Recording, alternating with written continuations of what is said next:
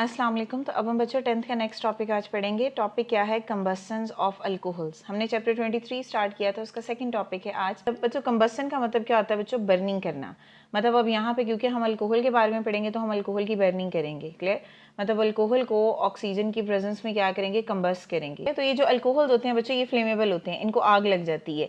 जब इनकी हम कंबस्टन करेंगे, हम इनको एयर के साथ बर्न करेंगे तो ये तीन चीज़ें प्रोड्यूस करते हैं, carbon dioxide, water and heat. जैसे हम नंबर ऑफ कार्बन आइटम्स को बढ़ाते जाते हैं ना, हीट की जो अमाउंट है वैसे वैसे बढ़ती जाती है। इसके बारे में हम सारा डिटेल में पढ़ेंगे। जैसे फॉर एग्जांपल हमारे पास एग्जांपल है, अगर लोअर अल्कोहल की बात करें, मेथनॉल है, फिर एथनॉल है, प्रोपानॉल है। ये सारे के सारे जब हम इनको बर्न करते हैं ना, तो इनको बर्न करने का मतलब क्या होता है बेसिकली कि इनके दरमियान में जो कार्बन एंड हाइड्रोजन बॉन्ड है, इसको हमने जो है वो ब्रेक करना है। क्लियर? अब जब ये कार्बन एंड हाइड्रोजन बॉन्ड हम ब्रेक करेंगे तो इसकी ब्रेकेज के बाद इसमें से एनर्जी निकलती है। अब आप खुद देखो, जितने नंबर ऑफ कार्बन आइटम बढ़ते जाएंगे, एनर्जी भी क्या होती जाएगी बच्चों? इंक्रीज करती जाएगी। क्लियर? अगर फॉर एग्जांपल मेथनॉल है, इसमें एक कार्बन है तो इसमें CH बॉन्ड भी एक ही तरह का होगा ना। अगर एथनॉल है तो इसमें दो कार्बन है, यानी दो तरह के कार्बन है, 6 CH बॉन्ड होंगे, तो उसी के अकॉर्डिंग इनको टाइम लगेगा। तो जितने ज्यादा कंपाउंड में कार्बन होंगे उसी के according carbon and hydrogen bond भी ज्यादा होंगे। तो इट मीन्स दैट उन बॉन्ड्स को जब ब्रेक करना होगा तो वहां से एनर्जी भी क्या होगी? ज्यादा रिलीज होगी। क्लियर? तो ये चीज आपने याद रखनी है। तो कुछ एग्जांपल्स हम यहाँ पे देख लेते हैं। सबसे पहले हम यहाँ पे मेथनॉल की एग्जांपल लिखते हैं। मेथनॉल क्या होता है? CH3OH, यानी एक ही कार्बन है। क्लियर? कंबस्टन करनी है ऑक्सीजन की प्रेजेंस में, और हमने क्या कहा है? कार्बन डाइऑक्साइड निकलेगी, वाटर निकलेगा और साथ में हीट रिलीज होगी। तो अगेन लिख देते हैं, कार्बन डाइऑक्साइड बनेगी, यहाँ पे जो है वो वाटर बनेगा और साथ में जो है वो हीट निकलेगी। ठीक है? तो इसको हम डायलेज की फॉर्म में लिखते हैं। हीट का रिमूवल एक्सोथर्मिक रिएक्शन होती है, हीट रिलीज होगी 726 किलो जॉल पर मोल। तो ये अमाउंट ऑफ हीट है जो इस रिएक्शन के दौरान जो है वो रिलीज हो। अब आपने क्या करना है बच्चे? इस इक्वेशन को बैलेंस करना है। अब इसमें देखो, एक कार्बन है, एक ही कार्बन है इधर। ठीक है? 1 बाय 1 करके बैलेंस कर लेना है। इसमें 2 ऑक्सीजन और 1 3 है, यहाँ पे 2 और 1 3 है, ये भी ऐसे ही हो गए। बट यहाँ पे हाइड्रोजन 3 और 1 4 है। यहाँ पे हाइड्रोजन कितने हैं बच्चों? यहाँ पे 2 हैं। तो अगर हम इसको बैलेंस करने के लिए फॉर एग्जांपल यहाँ पे 2 लगा दे, अभी मैं लगाऊंगी नहीं, अगर यहाँ पे 2 लगा देते हैं तो 2 ऑक्सीजन ये हो गए, 2 ऑक्सीजन ये हो गए, 4 हो गए। तो इसका मतलब है यहाँ पे भी 2 ही हैं और यहाँ पे कितने हैं? 1। तो इसको भी हमें 2 करना पड़ेगा। ठीक है? जब हमने इसको 2 किया तो यहाँ पे हाइड्रोजन भी फिर बढ़ जाएंगे, बिकॉज यहाँ पे 2 लगाने का फायदा नहीं होगा। बिकॉज जब इसको 2 करेंगे तो 3 2s are 6 और ये भी 2 हैं तो ये 8 हो जाएंगे। तो यहाँ पे 2 ही हाइड्रोजन है, तो इसका मतलब है यहाँ से इसको 4 से मल्टीप्लाई करेंगे। क्लियर? यहाँ पे हाइड्रोजन हमने पूरे कर लिए। अब कार्बन देखो, यहाँ पे 1 है, यहाँ पे 2 है, तो इसका मतलब है यहाँ पे 2 से मल्टीप्लाई होगा, कार्बन भी पूरे हो गए। अब लास्ट टाइम आप ऑक्सीजन को काउंट कर लो। अब इस साइड पे देखो तो ऑक्सीजन ये 2 हैं और ये 2 हैं, 4 हैं। बट इस साइड पे 4 ऑक्सीजन ये हैं और 4 ये हैं, 8 हैं, यानी यहाँ पे 6 कम है ना, तो इसको हम 3 से मल्टीप्लाई कर देंगे। तो इस तरह के पूरे। तो इसी तरह आपने 1 बाय 1 करके इक्वेशन को बैलेंस करना है। ठीक है? अब हम नेक्स्ट इक्वेशन देखते हैं। इसकी बजाय ये नाम किसका है बच्चों? ये एग्जाम्पल हमने किसकी ली थी? मेथनॉल की, जिसमें एक कार्बन था। अब हम एग्जाम्पल लेंगे बच्चों एथनॉल की, यानी जिसमें 2 कार्बन होंगे। तो यहाँ पे C2H5NOH होगा, साथ में हमने जो है वो कंबसन करनी है। अगेन प्रोडक्ट वही होगा, कार्बन डाइऑक्साइड बनेगी, साथ में जो है वो वाटर बनेगा और इसके साथ जो है वो एनर्जी रिलीज होगी। अब आपने एक चीज़ तो ध्यान से देखनी है कि जैसे जैसे नंबर ऑफ कार्बन आइटम्स बढ़ते जाएंगे एनर्जी जो है वो ज़्यादा रिलीज होगी। तो यहाँ पे एनर्जी कितनी होगी? 1367 किलो जॉल पर मोल। क्लियर? ऐसे ही 1 बाय 1 करके आपने बैलेंस कर लेना है। तो मैं डायरेक्ट बैलेंस कर देती हूँ। यहाँ पे हमारे पास जो है वो 3 ऑक्सीजन आ जाएंगे, यहाँ पे 2 हैं। कि मेथनॉल में 1 कार्बन थी तो ये एनर्जी रिलीज हुई, एथेनॉल में 2 कार्बन है तो एनर्जी ज़्यादा रिलीज होगी। मीन्स जैसे जैसे नंबर ऑफ कार्बन आइटम बढ़ते जाएंगे वैसे वैसे एनर्जी जो है वो ज़्यादा रिलीज होगी। बिकॉज कंबस्टन में हमने बेसिकली करना क्या है? C और H के दरमियान जो ये बॉन्ड है इसको हमने ब्रेक करना है। तो जैसे जैसे नंबर ऑफ कार्बन आइटम्स बढ़ते जाएंगे, ये बॉन्ड ज़्यादा होते जाएंगे, एनर्जी ज़्यादा से ज़्यादा रिलीज होगी। क्लियर? इसी तरह नेक्स्ट एग्जाम्पल हम देखते हैं प्रोपानॉल की। प्रोपानॉल में बेसिकली कितने कार्बन होते हैं? प्रोपानॉल में बच्चों 3 कार्बन हैं। क्लियर? अब आप यहाँ पे इक्वेशन देखो तो प्रोपानॉल में C3H7NOH कंबसन होगी ऑक्सीजन की प्रेजेंस में, प्रोडक्ट सेम बनेगा, कार्बन डाइऑक्साइड है, वाटर है और हीट जो है वो रिलीज हो रही है, एक्सोथर्मिक रिएक्शन। तो यहाँ पे बच्चों हीट होगी 2017 किलो जॉल पर मोल। तो ये हीट जो है वो रिलीज होगी। क्लियर? अब आप इसको 1 बाय 1 करके बैलेंस कर। अब हम एक और एग्जाम्पल देखते हैं ब्यूटानॉल। ब्यूटानॉल है तो मीन्स इसमें 4 कार्बन होंगे, तो C4H क्या हो जाएगा? यहाँ पे 9। क्लियर? OH आ जाएगा।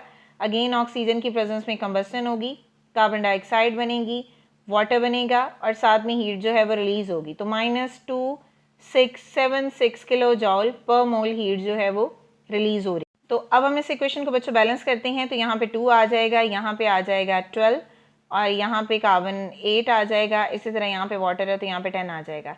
अब बेसिकली आपने 1 बाय 1 करके इसको बैलेंस कर लेना। आपको यहाँ से समझ के आ रही है कि जैसे जैसे नंबर ऑफ कार्बन आइटम्स जो बढ़ते जा रहे हैं वैसे वैसे अमाउंट ऑफ हीट जो रिलीज हो रही है वो भी बढ़ती जा रही है। क्लियर? तो कंबस्शन में बेसिक कंसर्न क्या होता है कि हमने CH बॉन्ड को ब्रेक करना है। जब कार्बन आइटम्स बढ़ेंगे तो CH बॉन्ड भी बढ़ेगा और जब CH बॉन्ड बढ़ेगा तो ज़्यादा से ज़्यादा एनर्जी बच्चों रिलीज होगी जब वो बॉन्ड ब्रेक होगा। क्लियर? अब जो रीज़न है वो जो मैंने बोला है ये यहाँ पे लिखा हुआ है, reason of heat evolve increase. अब वो क्यों इंक्रीज हो रही है यहाँ पे देखो। अब बेसिकली कंबस्शन में अगर CH2 है तो इसके दरमियान में जो CH के दरमियान में जो ये बॉन्ड होता है ये हमने ब्रेक करना होता है, ये वीक बॉन्ड होता है। क्लियर? और ये बॉन्ड जब ब्रेक होता है तो इससे 2 नए कंपाउंड बनते हैं, कार्बन डाइऑक्साइड और वाटर बनता है, यानी C डबल बॉन्ड O और OH बॉन्ड बनता है और ये कंपैरेटिवली स्ट्रॉन्गर बॉन्ड है as compare to CH bond. यही वजह होती है कि जैसे जैसे नंबर ऑफ कार्बन आइटम्स बढ़ते जाएंगे CH बॉन्ड बढ़ेंगे, तो मीन्स उनको ब्रेक जब किया जाएगा तो ज़्यादा एनर्जी वो रिलीज करेंगे।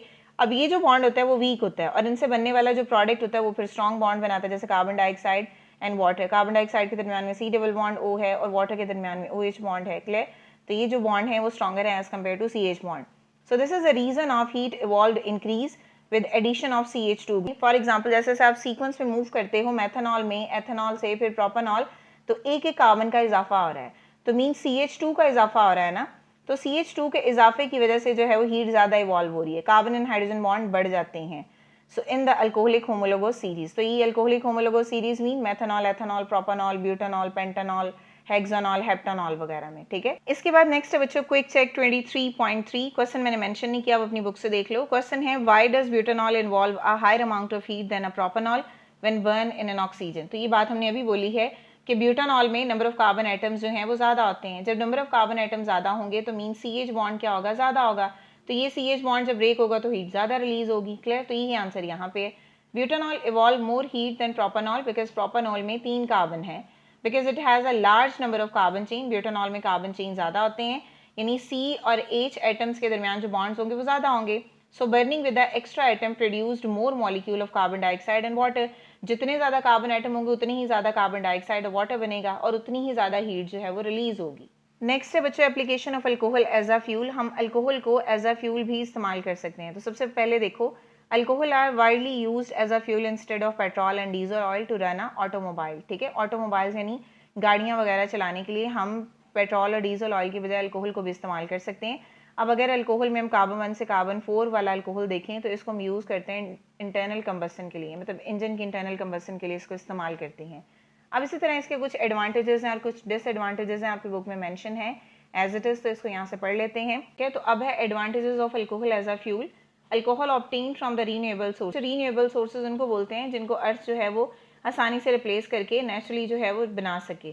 जैसे फॉर एग्जांपल जो है वो सनलाइट है, विंड है, वाटर है, तो उसको आसानी से बनाया जा सकता है। सो नेक्स्ट पॉइंट है burning of an alcohol does not produce oxides of sulphur. जब आप अल्कोहल की बर्निंग करते हो तो सल्फर के ऑक्साइड नहीं बनते, यही वजह है कि ये फिर इन्वायरमेंटल फ्रेंडली होता है अल्कोहल। और जब आप फोसिल फ्यूल को बर्न करते हो तो इससे ऑक्साइड्स ऑफ सल्फर बनते हैं। ठीक है? थर्ड एडवांटेजेस क्या है? Have a high fuel efficiency as compare to petrol and diesel fuel. Fuel efficiency जो है वो ज़्यादा आती है। इसके कुछ डिसएडवांटेजेस भी हैं। नंबर 1 पे देखो, have less energy per volume than gasoline. Clear? मतलब इसका ये है कि more fuel is needed to travel the same distance. यानी फॉर एग्जांपल अगर आपने एक ही जगह पे जाना है, अगर आप अल्कोहल का इस्तेमाल कर रहे हो या अगर आप पेट्रोल या डीजल ऑयल का इस्तेमाल कर रहे हो, पेट्रोल जो है वो कम यूज़ होगा और जो अल्कोहल है वो ज़्यादा इस्तेमाल होगा। तो यही बात है, इसका मतलब ये होगा कि more fuel is needed to travel the same distance. Clear? तो नेक्स्ट डिसएडवांटेजेस है alcohol can increase the wear and tear on engine component. Wear and tear का मतलब क्या है? फॉर एग्जांपल अगर अल्कोहल को हम एज अ फ्यूल इस्तेमाल कर रहे हैं तो अल्कोहल क्या करेगा, जो इंजन के पार्ट्स होते हैं ना उसमें जो रगड़ होती है, जो वेयर एंड टेयर होता है, उसके नुकसान को जो है वो बढ़ा सकता है। सो नेक्स्ट पॉइंट क्या है? Land is utilize to grow crops which then yield alcohol. तो लैंड में, ज़मीन में हम ऐसे क्रॉप्स को जो है वो ग्रो कर रहे होते हैं जो अल्कोहल को प्रोड्यूस करे। बेसिकली अगर आपको याद हो तो हमने क्या पढ़ा था, जो शुगर होती है उससे अल्कोहल प्रोड्यूस होता है। हमने फर्मेंटेशन का प्रोसीजर सारा पढ़ा है ना। तो फिर इससे प्रॉब्लम क्या होगी कि जब हम ज़्यादा से ज़्यादा ऐसी क्रॉप्स को लगाएंगे जो अल्कोहल प्रोड्यूस कर रही हैं तो फूड क्रॉप्स के लिए फिर जगह नहीं होगी, तो इसका मतलब है कि उनकी कल्टीवेशन पर इफेक्ट होगी। इसके बाद बच्चों टेस्ट योर सेल 23.4। क्वेश्चन आप अपनी बुक से देख लो। क्वेश्चन नंबर 1 है why does the amount of heat evolve during the burning of alcohol go on increasing from low to higher alcohol. तो अगेन वही चीज़ है कि जब हम अल्कोहल की बर्निंग करते हैं लोअर अल्कोहल से हायर अल्कोहल में जाते हैं तो क्यों ज़्यादा हीट रिलीज होती है। अगेन बच्चों वही आंसर है कि जब नंबर ऑफ कार्बन एटम्स बढ़ते हैं तो बेसिकली CH बॉन्ड इंक्रीज हो जाता है। जब CH बॉन्ड इंक्रीज होगा तो वो CH बॉन्ड को जब ब्रेक करेंगे तो एनर्जी ज़्यादा रिलीज होगी और वो CH बॉन्ड टूट के कन्वर्ट हो जाते हैं कार्बन डाइऑक्साइड एंड वाटर में, और वही आंसर यहाँ लिखा हुआ है। The heat of combustion of an alcohol increase from lower to higher members. Lower mean जब कार्बन एटम कम होंगे, हायर मेंबर मीन जब कार्बन एटम ज़्यादा होंगे। Because each successive alcohol in a homologous series, जो लगातार कार्बन आ रहे हैं, कार्बन 1 2 3 4 5, तो ऐसे ही जो है वो उसमें इजाफा हो रहा है CH2 ग्रुप का। Burning the extra carbon and 2 hydrogen atom release more carbon dioxide and water molecule which increase the total energy. तो ये आंसर होगा, ठीक है। इसके बाद अब बच्चों question number 2, why burning of alcohol does not produce oxides of sulphur unlike fossil fuel. तो ऑब्वियसली बात है अल्कोहल में सल्फर नहीं होता तो फिर सल्फर डाइऑक्साइड भी नहीं बनेगा। So burning pure alcohol like ethanol and methanol do not contain any sulfur atom in their formula। तो फार्मूला में जब सल्फर ही नहीं है तो कैसे वो सल्फर के ऑक्साइड्स बनाएगा। तो ये था बच्चों आज का हमारा टॉपिक। आई होप कि आपको क्लियर हो गया होगा। अगर स्टिल कोई भी क्वेश्चन है तो आप कमेंट कर सकते हैं। नेक्स्ट वीडियो तक के लिए अल्लाह हाफिज़।